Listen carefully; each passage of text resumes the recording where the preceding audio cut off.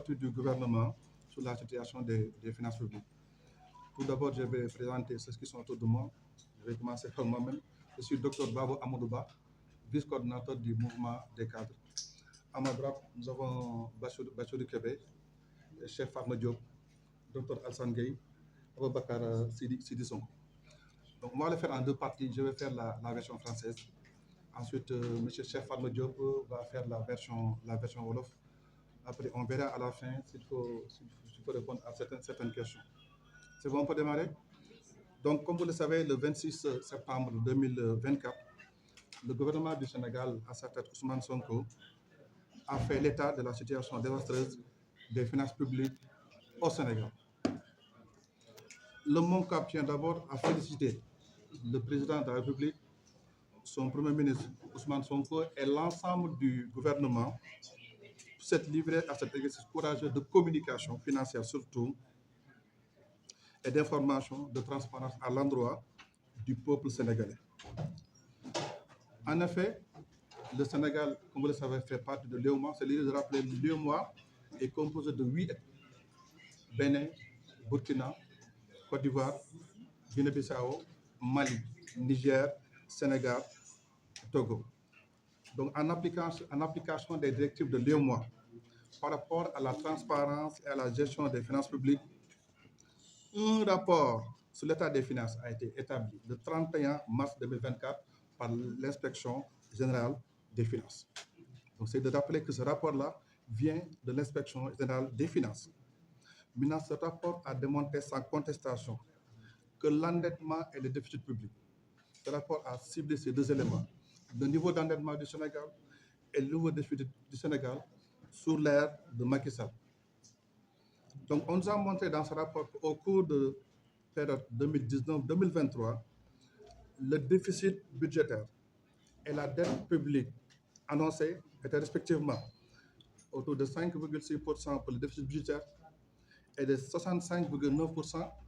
pour la dette publique. Mais en réalité, les chiffres réellement nous disent que le déficit budgétaire est de 10,4% et la dette publique était de 76,34%. C'est durant la période 2019-2024. Tout à l'heure, vous verrez, cette dette publique va aller jusqu'à 16 400 parce qu'on continue jusqu'à 2024. Maintenant, pour la suite de cette conférence, il y aura deux parties. Ça, c'était juste l'introduction. La première partie va revenir sur la situation de la dette publique et la deuxième partie va revenir sur la situation du déficit budgétaire. Et en tant que mouvement des cadres, nous allons apporter des solutions. On ne va pas se contenter à tirer, mais le mouvement des cadres, nous allons apporter des solutions.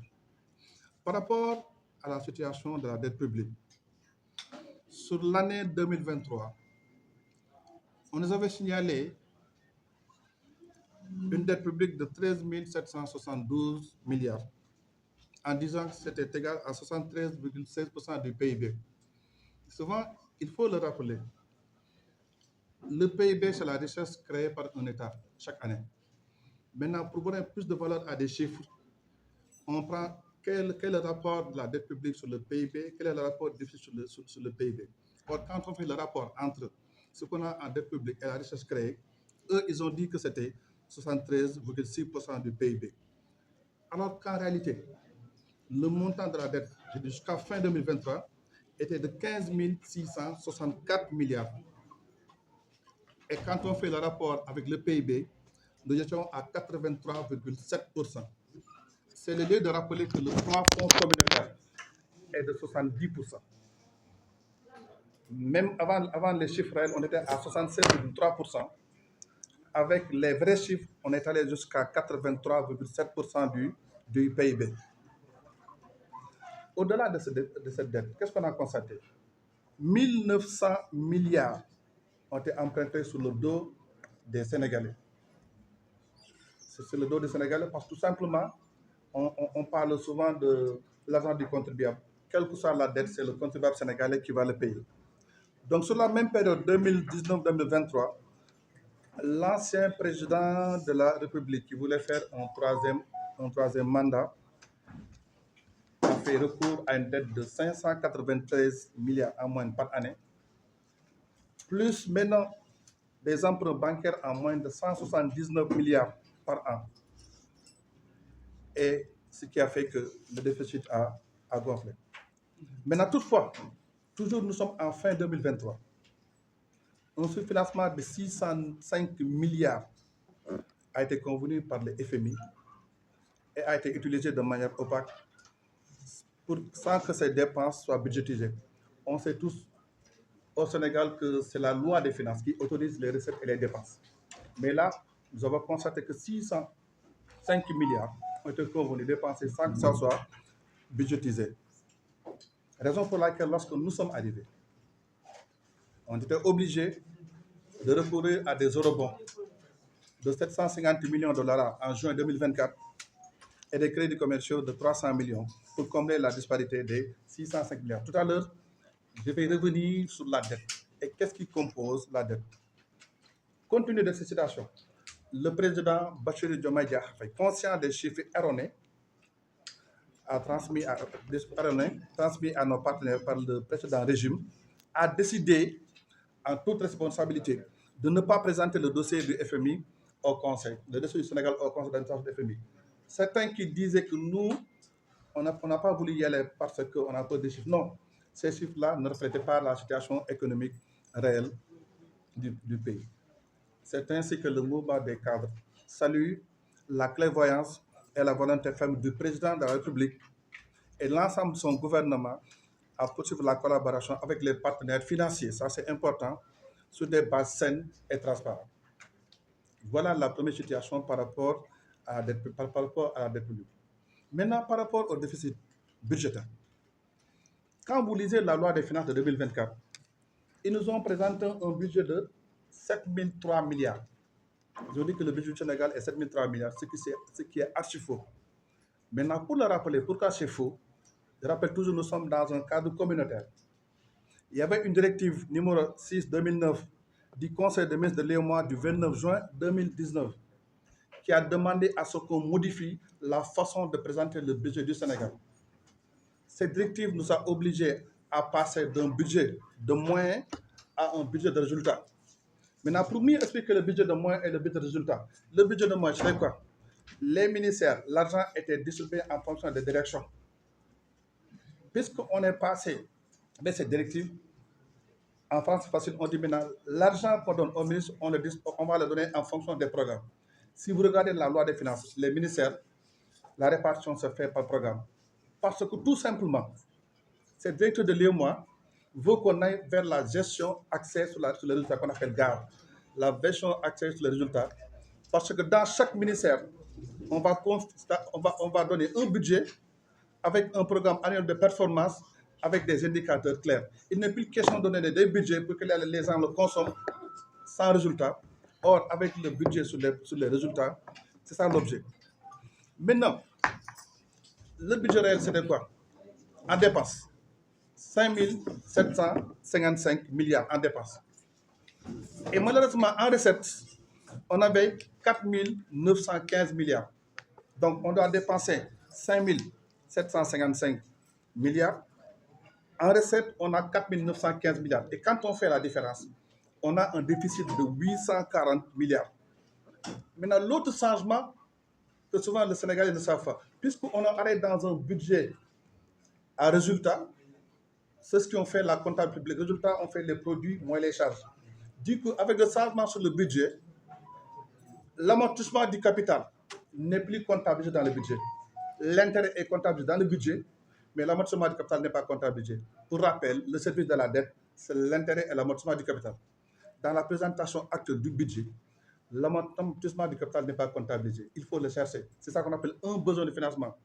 Maintenant, quand on prend nos dépenses, les 5 755 milliards qu'on a dépensés, plus les 1282 milliards, faites la somme, 5 755 milliards, plus 1248 milliards, c'est ce qui donne les 7 003 milliards. Cette somme n'a jamais représenté notre budget. C'est des dépenses de 5 700 plus un emprunt. C'est comme si on fait la somme de chaises et de moutons. La somme de chaises et de moutons ne donne absolument rien du tout.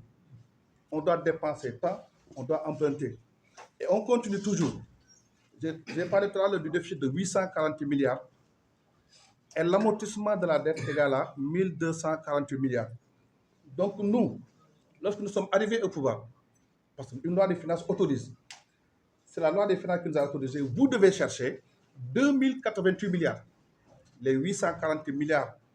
de déficit, plus l'amortissement de la dette, c'était 1248 milliards. Mais on était obligé, parce que l'État c'est une continuité, on était obligé d'aller chercher les 2088 milliards correspondant à ce qu'on appelle aux besoins de financement. Et sur les 2088 milliards, 1826 milliards représentent le service de la dette, c'est-à-dire intérêt 578 milliards, l'amortissement est 1248 milliards. Mais les gens qui nous disent que vous avez emprunté, mais l'État c'est une continuité, l'État a ses réalités. On a hérité d'un pouvoir, la LFI nous autorise à emprunter 2048 milliards, c'est la raison pour laquelle on était obligé de les chercher parce qu'on l'a trouvé sur place. Donc, c'est un choix fort du nouveau gouvernement qui a décidé de travailler dans la transparence. Effectivement, actuellement, la dette est autour de 83,7% et nous allons travailler pour la ramener à 70% dans un premier temps, ensuite 60%. Maintenant, pour cela, qu'est-ce que l'État va faire? C'est un État qui a hérité d'une situation désastreuse. Nous allons mettre en place ce qu'on appelle la stratégie de gestion de la dette à moyen terme. La stratégie de gestion de la dette à moyen terme. On prend cette dette qui est là, qui est de 16 400 milliards. On va voir comment on le gère dans un peu. Il faut savoir gérer la dette. Ce que les Sénégalais ne savent pas, la dette de 16 400 milliards peut demain être à 17 000 milliards. Si toutefois, une partie de la dette est libellée en dollars, on sait tous que la parité entre le dollar et le franc CFA, demain le dollar peut augmenter de 10 à 15%. Et quand la valeur de dollar augmente, votre dette augmente. C'est la raison pour laquelle nous, on a décidé de mettre la charge de gestion de la dette. La première solution, c'est quoi? Lorsque nous avons analysé notre dette, on a constaté qu'il y a une dette interne et une dette extérieure. La dette extérieure représente 71%. La dette intérieure représente 29%. La première stratégie que le gouvernement va faire, c'est au moins essayer d'amener 50%, 50%. Il faut baisser la dette extérieure de 29% pour qu'on ait cet équilibre. Dans ce cas, on va miser sur le marché financier local. On appelle le marché des titres publics. Dans ce marché, l'État va émettre des bons et des obligations du Trésor. Parce qu'on ne peut pas, dans un premier temps, on ne va pas emprunter, mais on diminue jusqu'à que ça soit 50%. Donc, on a le marché régional domestique. Nous, on sait comment ça se passe. On a des bons, on a des obligations du Trésor, sans oublier les emprunts domestiques. Première solution. Maintenant, la deuxième solution, quand on a payé la dette globale du Sénégal, la dette était composée de dettes concessionnelles, de dettes semi-concessionnelles, des eurobonds, les bons obligations du Trésor et dettes commerciales. Maintenant, juste pour revenir, pour les gens, la dette concessionnelle, c'est la dette qu'on a au niveau dette multilatérale. Une dette est concessionnelle lorsque le taux est inférieur au taux du marché, lorsqu'on donne des différés. Là où les banques prêtent à 15%, on te prête à 1,2%. Là où tu payes chaque mois, on te donne un différé de 6 mois. Donc voilà la composition de la dette de manière globale. Maintenant, la solution qu'on va utiliser, c'est recourir de moins en moins à des dettes non concessionnelles. Recourir de moins en moins à des dettes non concessionnelles. Et on va les financer là où le taux de rentabilité interne est supérieur au taux d'intérêt. Souvent, les gens veulent dire que la finance est compliquée. Ce n'est pas compliqué. Quand on emprunte de l'argent à la banque, cette somme d'argent empruntée a un coût. J'ai emprunté 100 000 francs à la banque avec un taux de 10%. Je dois rembourser à la banque 110 000. Mais ces 100 000, je peux l'investir quelque part où le taux de rentabilité peut être 20%. Donc, je gagne 120 000 francs, je rembourse 110 000, je gagne 10 000. C'est pourquoi je dis encore une fois, on va emprunter de telle sorte maintenant, l'investissement va permettre de sorte que le taux de rentabilité interne soit supérieur au taux d'intérêt. Donc, voilà la deuxième solution que nous comptons apporter. Maintenant, une troisième analyse permet de constater 70% de notre dette est libellée en devises étrangères, en euros, en dollars. Maintenant, dont les 24%, c'est en dollars, entraînant ainsi une forte exposition au risque. Aussi, quand on fait un emprunt, il y a un risque de taux, il y a un risque de taux de change, la valeur de la monnaie qui augmente, qui diminue, et un risque de taux d'intérêt.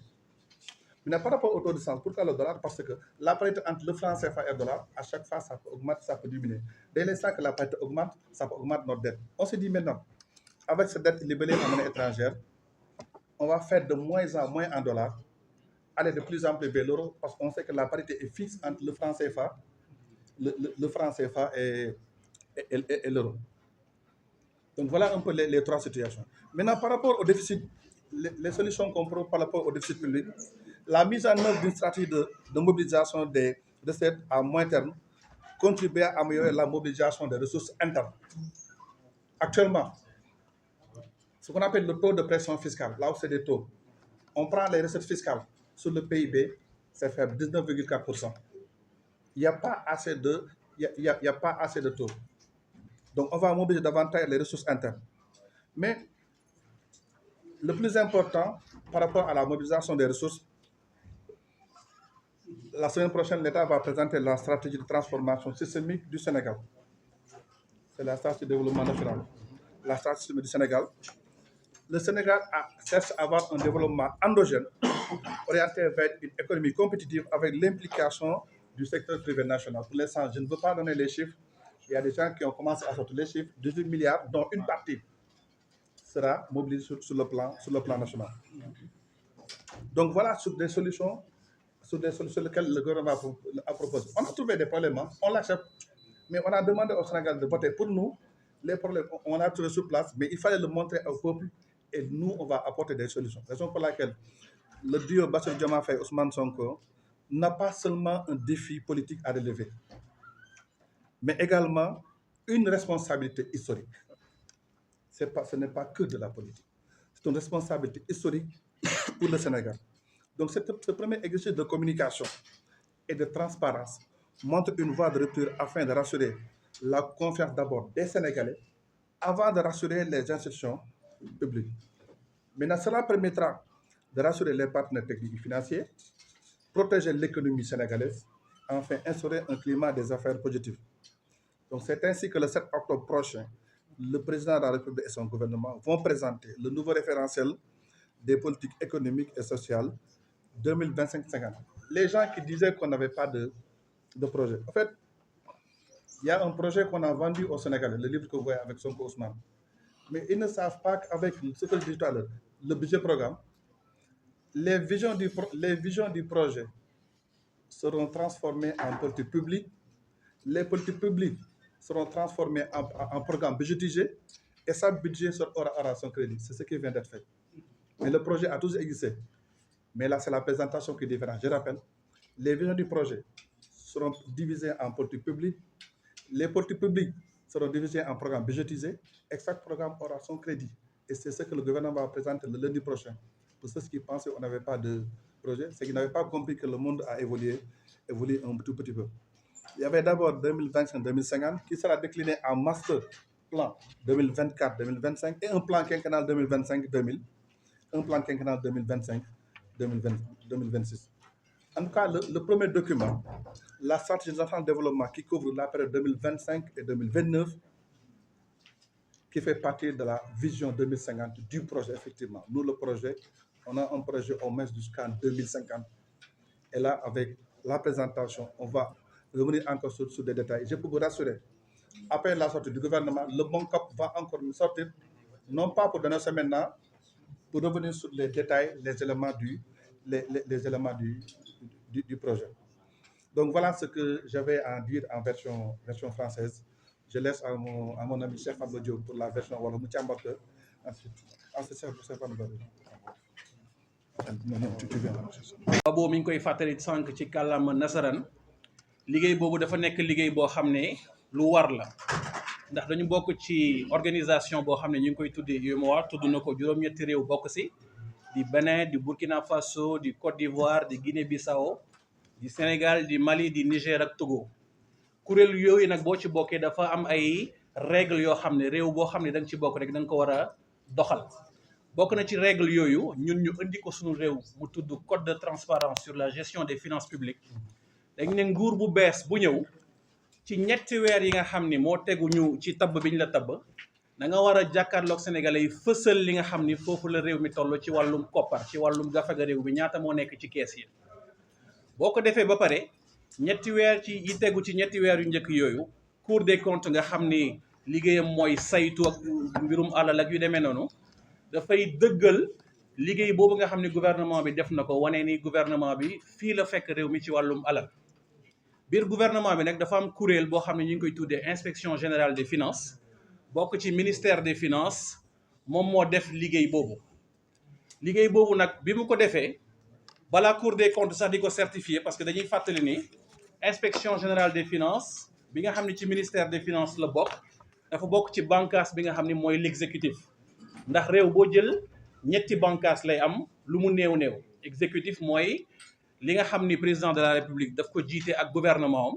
législatif nekk loo xam ni assemblée nationale la léeg-léeg mu am yeneen bànqaas yoo xam ne bokk nañ ci lu ci mel ni sénat lu ci mel ni yeneen kuréel yoo xam ne ci yeneen réew yi mën na am ak justice Cour des comptes nag loolu muy certifié loolu wàllum justice la parce que Cour des comptes justice la bokk inspection générale des finances bokk exécutif donc ministre des finances yilif ko ministre des finances boobu premier ministre yilif ko li tax may wax loolu mooy dafa am ñu ne waaye yéen seen liggéey bii ngeen di fësal lu tax xaaroo leen ba Cour des comptes certifié mbir liggéey bi yéen di wax ni am nañu sañ-sañ bi ndax amul benn loi buy wax ni Cour des comptes bu ko certifié gul gouvernement bi mënul jàkkaarloog askanam surtout que li nga xam ne gis nañ ko ci lu doy waar la te dinañ ci ñëw ci kanam donc looloo waral liggéey boobu ñu def ko liggéey boobu nag biñ ko defee lan moo feeñ dafa feeñ ni li nga xam ni mooy régime bi nga xam ni moo fi nekkoon Macky Sall jiite ko liñ ñu wax ci wàllum bor bi ak liñ ñu war ci wàllum déficit mooy li ngay dépensé néew loolu li ngay dépensé ëpp li nga xam ni moom ngay gagné maanaam bu dee da ngay dépensé fukk di gagné juróom-ñett am nga déficitu ñaar nga war ko jëli comme ni ko Babo expliqué sànq ci kàllaama nasaraan li ñu am donc ci déficit ak ci bor gouvernement wu Macky Sall wax ñu ko nekk loo xam ne méngoowul ak dëgg bi nga xam ni IGF moom la génnee ndax ci wàllum bor bi IGF bi mu defee xayma diggante 2019 ak 2023 ñu dem ba 2023 jeex li nga xam ne loolu la ñu wax ni moo doon bor bi ak li nga xam ni moo feeñ boo leen méngalee di nga gis ni am na wuute boo xam ne mi ngi toll ci junni ak juróom-ñetti téeméer ak juróom-ñeent fukk ak ñaar muy 1892 milliards muy 1892 milliards yoo xam ne gouvernement Macky Sall lépp na ko te yëgalu ko sénégalais ci kanam dinaa ñëw ci loolu naka la mën a nekkee ndax laaj la boo xam ne xam naa ne di ngeen ko am ci beneen wàll wi ci wàllum déficit mooy différence diggante li nga xam ni moom ngay gagné ak li nga xam ni moom ngay dépensé la nga xam ni moom lañ ñu wax ak la nga xam ni moom lañ fi fekk maanaam liñ ñu wax bu doon benn liñ fi fekk ñaar la ndax dañu newoon déficit bi mi ngi tolloon ci 5,5% diggante 2019 2023 ci moyenne te déficit bi biñ ko càmbaree ba càmbar ko gis nañ ni mi ngi toll ci 10,4%. loolu nekk nag lu doy waar balaa may ñëw sax ci naka la mën demee damay ñëw ci gravité wu mbir mi gis nga mbirum bor finance publique balaa ñuy génnee xaalis di fay dafa am yoon yoo xam ne dafay jaar da ngay engagé d'abord da ngay liquider maanaam mooy nga dajale lépp loo xam ne tubaab mi ngi koy woowee pièce justificative muy facture muy lépp loo xam ne mi ngi wane ni bor bi war nañ ko fay nga def li ñuy woowee ordonnancement mooy ndigal bi ngay jox comptable public bi ne ko lii kat war nañ ko fay ko loolu moo tax bu ordonnancement bi jàllee paiement moo ciy tegu mais mbirum bor dafa doy waar ba nga xam ne parce que Babo mi ngi koy wax sànq ci kàllaama tubaab daf ci am bor boo xam ne taux variable la maanaam taux bi ñu la koy lebalee dafay changer ndax marché bi nga xam ne fa lañ koy lebalee mbir yi day yéeg di wàcc taxawul te procédure finance publique dafay jël temps ba nga xam ni boo bëggee topp procédure bi ma la wax engagement liquidation ordonnancement paiement boo ko defee ci koppar boo xam ne mën na yéeg mën na wàcc boo deful nak musiba am mooy leboon nga fukk moment bi ngay def procédure bi xëy na téeméer nga war a fay moo tax da ngay ordonnancer ba pare digal comptable public mu fay ba pare après nga doog a régulariser dem wuti ji pièce justificative yi nga xam ni moo ko waral noonu la ñuy toppatooy mbirum bor kon mu nekk lu doy waar parce que Sénégal bis bu demee ba situation boo xam ne mënul fay borom bu doon kër la dañ naan kër gi dañuy génnee ñi ci nekk ñëpp jaay ko kon bu gouvernement bi fi nekkoon laa bëgg a wax fene parce que loolu mooy baat bi ngeen jégal ma ci kàddu bi wax li nga xam ne ginnaaw dëgg la moom mooy fen rek bu waxee askan wi loo xam ni amul loolu dafay nekk lu doy waar loo xam ni dafay laaj gouvernement bi génn naka nag loolu naka la mën a nekkee ndax nekk ci réew boo xam ne lu toll ci junni juróom-ñetti téeméer ak juróom-ñeent fukk ak ñaar ci milliards leb nañ ko bitim réew te yëgaluñ ko sénégalais yi naka la mën a nekkee loolu lu yomb la parce que booy leb alal boo xam ne bitim réew lay jógee ministère économie ak finance am na ay jamono benn ministère la doonoon ministère de l'économie des finances et du plan jamono yooyu kenn rek kon mooy dem jëli ji bor bi bitim réew bi ñu ko séparé nag ba léegi dafa am ministère de l'économie du plan et de la coopération ci benn wàll bi beneen wàll bi am ministère des finances et du budget bor boo xam ne da nga koy jëli bitim réew mooy pré projet yi ñuy tudd parce que boo déggee tirage sur ressources extérieures ci tubaab mooy bor bi nga xam ne ñi ngi koy jëli bitim réew ngir dugal ko ci projet yi nga xam ni gouvernement bi am na ko ci ministère yi xaalis boobu bu dul FMI moo la ko lebal wala banque mondiale rek ministère de l'économie mooy signé convention bi lay mën a may nga jëli ji koppar bi ministère de l'économie dafa am kuréel bu ñuy woowee direction de la coopération économique et financière moom mooy signé loolu di nga xam ni mooy convention bi ci réew bu jaadu nag direction boobu du moom kese mooy dem signé convention parce que convention boo xam ne da nga koy signé tey ci misaal mu nekk projet boo xam ne projet wu ministère de la formation professionnelle la ay kàngamu ministère de la formation professionnelle dañu war a teew ci ndaje boobu ndax projet bi seen projet la ministère des finances am na direction bu ñu woowee direction de la dette publique dañu war a teew ndax ñoom ñooy techniciens yi nga xam ni ñoom ñoo xam bor bi ndax bor bu baax la taux bi ndax taux la boo xam ni kawe na wala kawewul ñoom rek ñoo xam lu mel noonu léegi ñu seetlu ni bu ñu lay lebal koppar bitim réew bu dee fukk la li ci ëpp duñ la jox lépp dañ lay jox juróom-ñett yi ne la ñaari kat indi ko sa budget national muy contrepartie état bor boo xam ne da nga koy jëli bitim réew mu am contrepartie état direction de la programmation budgétaire ci yoon dafa war a teew ndax moom mooy toppatoo mbirum budget bi loolu it xam naa dinañ ci ñëw ci kanam ci wàllum laaj boo leen di am mu am tam lu ñuy woowee comité national de la dette publique ñoom tamit dañuy suivre bor bi ba xam fan la toll donc ci réew bu jaadu bu ñuy jëli ji bor bitim réew kuréel yi yëpp dañu war a ànd demandoo ngir ñu amandoo les mêmes chiffres comme réew Macky Sall bi ñu nekkoon nag du woon réew bu tegu ci yoon mbir yi bu waroon jaar ci yoon ci beneen wàll bi lay jaar da ngay gis ni dinañ dem jëli ji xaalis bitim réew fekk kuréel yoo xam ne war nañ teew du ñu teew bu ñu teewul du ñu mën a natt bor bu bees bi nga xam ni jël nañ ko ñaata la loolu mooy waral xaalis dugg ci réew mi am ay kuréel yoo xam ne dañu bokk ci ministère boobu bañ ko yëg loolu lu yomb la waaye du loolu kese le communiqué gouvernement bi feeñal parce que communiqué gouvernement bi wax na ni am na alal boo xam ne dañ koy jël ci réew mi fii te nit ñi duñ ko yëg loolu it naka lay demee parce que koppar bi nga xam ni dañ koy leb fii ci réew mi ministère des finances fa lay jaar cabinet wu ministère des finances rek mën na def liggéey boobu nga dem ci banque commerciale yii ñu xam ci réew mi ñu bañ leen tudd ndax publicité mën nañ la lebal téeméeri milliards téeméer ak fukki milliards ñaar téeméeri milliards te ñi nga xam ne war nañ ko yëg duñu ko yëg te kat FMI bi nga xam ne mooy sunu partenaire bu ñëwee di saytu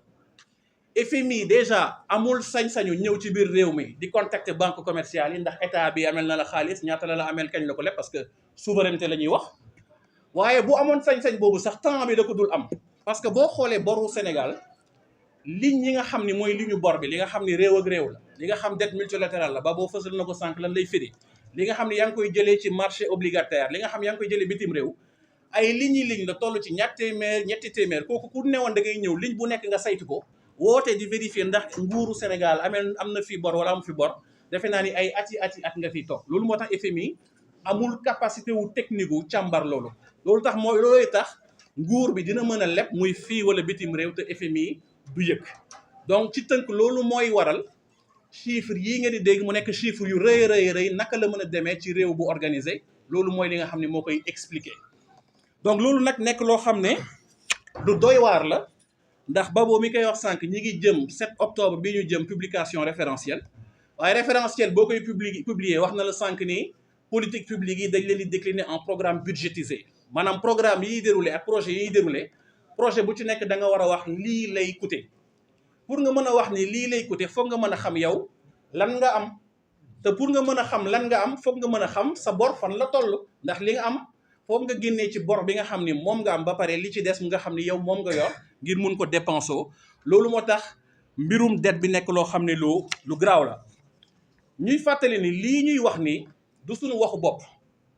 parce que boo jëlee rapport Cour des comptes bi muy càmbar gestion 2018 ba 2020 da ngay gis ni diggante direction de la dette publique bi ma lay tuddal sànq direction programmation budgétaire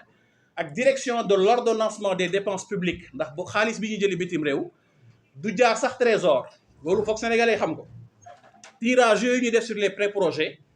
DODP boobu lay jaar DODP mooy jël xaalis bi dugal ko ci banque commerciale yi rapport Cour des comptes boobu wax ne loolu dafa nekk loo xam ne dañ ci war a liggéey ndax 31 décembre 2014 am na ndigal boo xam ne ministère de l'économie parce que boobu benn ministère a amoon économie ak finance ñoo booloo dañ ne woon même koppar boobu nga xam ne ñu ngi koy jëlee ci bitim réew sax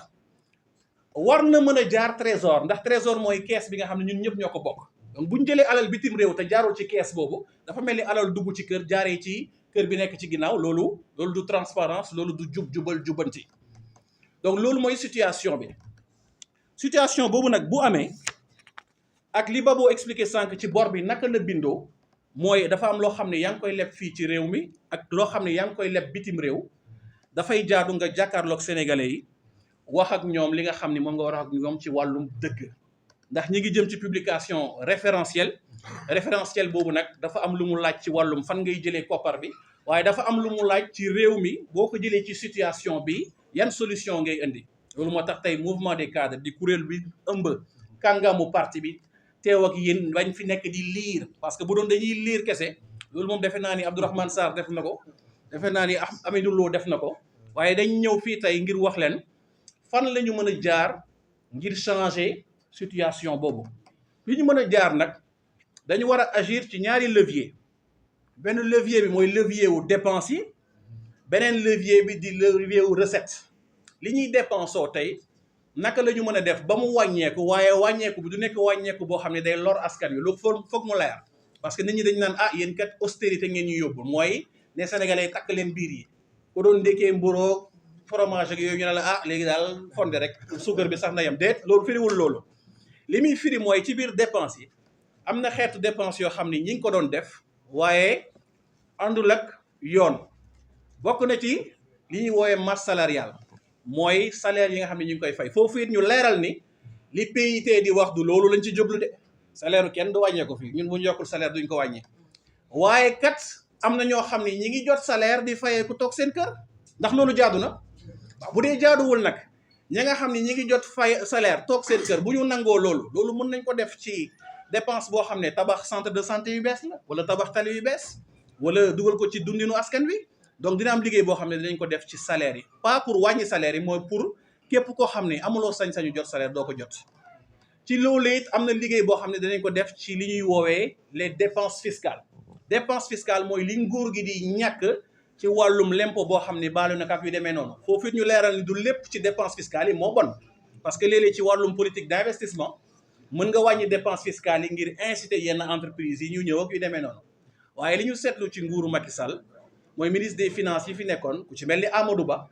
biir bureau lay toog entreprise boo xam ne am na doole lool di yëngu ci wàllum or ak mine war a fay 100 milliards 150 milliards ñu effacé ko te kat mbirum effacé bor fiscal kooku exécutif mënu ko def assemblée nationale moo am sañ-sañu def ko donc dinañ liggéey ci masse salariale dinañ liggéey ci exonération fiscale waaye dinañ liggéey ci administration bi yàq bi nga xam ne am na ñaari fan yii ñu weesu gis nga li ñuy woowee AME agence pour l'économie de l'énergie li mu fësal ni administration nguur bi rek li muy fay ci facture courant weer bu jot mi ngi toll ci juróom-ñaar fukki milliards yu teg ñett muy 73 milliards nga loolu bëri na te tey boo doxee ci bureau yi di nga gis bureau yoo xam ne nit ñi wàcc nañ bu yàgg courant bi continuer di tàkk boo doxee ci bureau yi di nga gis bureau bu ci nekk am imprimante te tey ak fi àdduna toll mën nga am imprimante bu mag boo xam ne dañ koy def en réseau ñu bokk ko yeneen imprimante yi nga xam ne doon nañ ko jënd duñ ko jënd wala nga dugg ci bureau yoo xam ne ñëpp a yor télé xëy na directeur général bu mel ni Babo moom war na mën a am télé ngir xam li xew ci réew mi waaye ndax ñëpp dañu war a yor télé donc liggéey boobu yëpp buñ ko defee dinañu am possibilité dépense yi ñu mën ko maîtriser waaye ci beneen wàll yu recettes yi dañ ci war a liggéey mooy tey ñi war a fay l'impôt bu fekkee fukk ñoo war a fay l'impôt juróom kese di fay naka la ñuy def ba jógee ci juróom dem ci juróom-ñett économie bi tey pôle économique régionaux yooyu ñi nga xam ne ñi ngi koy wax mooy diggante centre beeg bët gànnaar bët soow bu ñu defee ay zone industrielle ba nga xam ni lii réew mi di génnee ci meññeenteef bu ñu ko mënee transformer industrialiser ko comme boobu di dox it dina indi xaalis boo xam ne dina duggaat ci wàllum lempo ba nga xam ne recettes yi dina yaatu bu recettes yi yaatoo dépenses yi ñu wàññi ko déficit budgétaire bii ñu doon tudd ak bor bi dina am impact dina am jeexintal boo xam ne dina ko ci am ngir ñu mën a delluwaat ci trajectoire budgétaire boo xam ni ci kuréel bi ñu bokk di UEMOA 70% la ñu wax mooy téeméer boo jël waruloo dépassé juróom-ñaari fukk loolu nag bu ñu ko defee dina nekk liggéey boo xam ne dinañ ko def ci dette beeg déficit budgétaire alxames bii ñu jëm gouvernement bi dina génn présenté li nga xam ni mooy référentiel bi man référentiel lay wax ndax programme moom amoon na programme bu amul woon duñ ko tënk ci téere boo xam ne ay page yu bëri la waaye programme bi boo ñëwee ci nguur dafa am nu muy mbubboo ndax nguur ci boppam dafa am nu muy fonctionner bu ñu leen nattalee budget sax du budget bi yëpp lañ lay joxandoo ñetti weer ba ñetti weer am na luy dugg ak yu demee noonu donc boo bëggee coller ci réalité boobu programme bi dafa am beneen mbubb boo koy jox mbubb bu bees boobu mooy référentiel bi nga xam ni dañuy delloo rek ci programme bi ak axe yi nga xam ni bokkoon na si économie bi naka la ñuy def ba moomal ko suñu bopp naka la ñuy def ba institution yi gën a dëgër naka la ñuy def ba liggéey ci capital humain mooy éducation ak tàggat ndaw yi naka la ñuy def ba liggéey ci wàllum science ak technologie naka la ñuy def ba kaaraange bi gën a dëgër gouvernement bi dina fësal liggéey boobu nga xam ne dañ ko def alxamis bii ñu jëm nga xam ni loolu moo ñu permettre tey ñu mën a dem ci Sénégal bi nga xam ne mooy Sénégal bi nga xam ne moom lañ bëgg ci tënk nag ci élection législative yi nga xam ni fa la ñu jëm gis ngeen ni assemblée nationale bi fi nekkoon li nga xam ne indi na ko ci jafe-jafe ci wàllum liggéeyu gouvernement bi ndax bi dem balaa ngaa dem ci votum budget premier semestre maanaam juróom benn weer yi nga xam ne moo njëkk ci at bi balaa moo jeex da nga war a def lu ñuy woowee débat d'orientation budgétaire mooy balaa ñu lay voter budget war nga njëkk dem ci ñi nga xam ne ñoo nekk pencum ndaw réew mi ne leen kat ñun lii mooy suñu gis-gis ci wàllum budget te loolu dafa nekk lu am solo ndax loolu mën na dem ba feeñal gouvernement bi ci wàllum wér-gu-yaram ban politique la am parce que tey gouvernement bu ñu ne la fiscalité maanaam koppar bi nga xam ne dañ koy jël ci wàllum cigarette yi nga xam ni xëy na nit ñi ñu ngi koy tox bu fekkee dañ ko bëgg a jëlee benn yóbbu ko juróom-ñaar di nga ne gouvernement bi kon yoon bii la bëgg jaar ci wàllum politique de santé waxtaan boobu la ñu député yi xañ ñu it ñu mën a tas kuréel yi di HCCT ak conseil économique et social nga xam ne at bu ne gën saa néew danañu coûter fukk ak juróom benn milliards muy 16 milliards gën saa néew ñu defoon suñu programme ne dañ koy tas député yi ne déet duñu ànd ci loolu nga xam ne sénégalais yi loolu lañ bëggoon moo tax président de la république ci ni ko article 87 constitution maye mu tas assemblée nationale 12 septembre bii ñu weesu gannaaw ba mu ci diisoog conseil constitutionnel mu wax ko date bi baax gannaaw bi mu ci diisoog premier ministre ak ñi nga xam ne war na ci diisoog ñoom ñëpp léegi nag tas boobu ñu tas assemblée gouvernement bi it wala président it yoon daf ko wax ni boo ko tasee ci ñaari weer yu ñu jëm gën saa gàtt ñetti weer yu ñu jëm gën saa gudd da nga war a convoquer assemblée nationale gis ngeen ni Pastef da ci dem ci turu Pastef demu ci moom kese dafa dem ci turu Pastef waaye ci liste bi am na ay alliés mooy ñoo xam ne ñoo àndoon ak ñoom ci liggéey bi dina am ñoo xam ne ci société civile bi la ñu jógee maanaam faruñu fenn waaye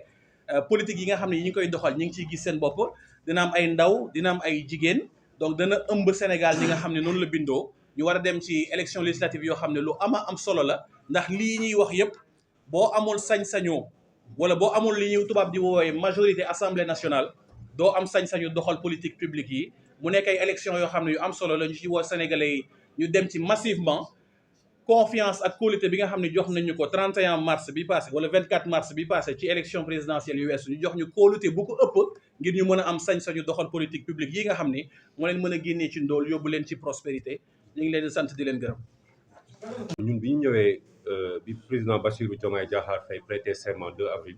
sooy soog a jël réew y a deux choses da ngay fekk ay problèmes yu jàmp li ñu naan problème conjoncturel ak ay problème structurel problème conjoncturel yi mooy loo xam ne ñi fi nekkoon bàyyil nañ ñu ko fi ba pare yokk si sabotage bi ñu doon def ba ñun suñu ñëwee sénégalais yi jéppi ñu wala ne ay cuune lañ ils ont tout fait pour nous saboter mais ñun on avait déjà anticipé parce que il faut dire que même avant ñu ñëw au pouvoir amoon nañ ay informations yu bëri même si on les avait pas de manière globale te amoon na ay patriotes aussi yu nekk ci gouvernement bi yu nekkoon ci état bi di ñu informer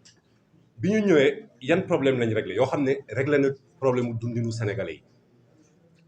subvention yi ñu amee xaalis bi ñu ameeloon opérateur agricole yi dañ ko remboursé 2021 2022 2023 yokk subvention yi ñu doon jox paysans yi de 20 milliards ñu ñëw ñi doon dem hôpital yor seen carte CMU hôpitaux yi di leen bañ a recevoir parce que dañu amoon benn dette état bi soulagé hôpitaux yi jox leen 10 milliards ba ñooñu suñu demee mun a faju loolu def nañ ko bourse étudiants yi 224 milliards ñun soulagé nañ leen soo ñëwee ci réew da ngay xool pàccu réew ñi nga xam ne ñoo gën a sonn ñoo nekk ci ay difficultés ñun ñu def ko gouvernement bi fi jógee malgré xaalis bi ñu sàcc yëpp malgré endettement bi ñu def sur le dos des Sénégalais problème yooyu réglé wuñu ko dañu ko bàyyi te il faut dire que Sénégalais yi ñun xam nañ ne que ñun problème yooyu en 6 mois on les a réglés léegi nag y a des problèmes structurels loolu moo nekk ci projet bi nga xam ne moo ko liggéey depuis le début dañu am projet pour le Sénégal benn vision pour un Sénégal souverain juste et prospère mooy Sénégal bu moom boppam ci wàll yëpp surtout nag ci wàllum koom-koom loolu mooy lan industrialiser suñu réew dañ fi fekk benn programme bu ñu naan PSE boo xam ne c'est un échec total si ñetti tànk yi ñu ko tegoon muy changement structurel de l'économie Sénégal nu mu structuré woon 2012 noonu la structuré waatee 2024 donc foofu Macky Sall ak ñi mu àndaloon di ñu échoué beneen tànk bi mooy le capital humain dem leen ci hôpitaux yi dem leen ci écoles yi ngeen laaj leen nag yooyu yëpp mi ngi dox loolu tam échec la bonne gouvernance moom jarul sax ñu siy sori ñun ñëpp gis nañ président Macky Sall ak ñu mu àndaloon li ñu doon def donc échec boobu ñun ñu ñëw indi suñu projet bi ñu gëm ne que mooy tax Sénégal moom boppam ci wàllum économie industrialiser suñu économie ba li ñu doon jël matière première yi ñu doon jël di ko génnee rapidement ñuy étranger yi di ko jël di ko defaraat di ñëwaat di ñu ko jaay ñun ñu bëgg a wàññi loolu ba créer industrie Sénégal d'où nos pôles de développement territoriaux nga xam ne dañuy dem si zone bu nekk xool foofu lan mooy produit bi nga xam ne moom la nit yi di gën a liggéey soo demee par exemple sur la zone côtière ñu ne jën il faut faire des usines qui transforment les poissons nga dem au nord si vallée riz bi nan la ñuy defee ba am autosuffisance ba mun ñun bay di dundee nga dem au sud anacarde bi et cetera dans tout le Sénégal nan la ñuy def ba industrialiser non seulement dina tax ñu moom suñu bopp si wàllum économie mais dina tax tamit ñu créer ay emplois yu bëri un Sénégal juste gis ngeen réforme waxtaan bi ñu defoon ci wàllum justice pour réformer ko dès que le président de la République est venu loolu la njëkk a lancé parce que réew bu bëgg a dem il faut que mu tegu si yoon il faut ñuy respecter àq ak yelleef doomu aadama te loolu lu ñu amal solo la loolu nag yëpp mooy référentiel bi ñuy présenté le 7 octobre prochain loolu boobaa soo leen toogee si kanamu président de la République ak kanamu gouvernement bi dina leen expliquer exactement fii ba 5 ans dans un plan quinquennal fan lañ jëmee Sénégal fii ba 10 ans fan la Sénégal jëm fii ba 2050 fan la Sénégal jëm te ma wax leen te foofu laay terminer c'est le seul plan depuis les plans quinquennaux de Mamadou Dia boo xam ne day compter que sur les ressources en tout cas en majorité sur les ressources du Sénégal sur les forces endogènes du Sénégal yeneen plan yi fi mus a am yëpp muy PSE Macky Sall muy stratégie nationale de développement économique social yi fi Ablaye Wade indi woon muy je ne parle même pas des politiques d'ajustement structurel yooyu dañ ñu ko imposer woon pour imposer ñu benn modèle économique boo xam ne du mus a sukkali Sénégal ñun nag xam nañ luy sukkali Sénégal te moom suñu bopp la commencé jërëjëf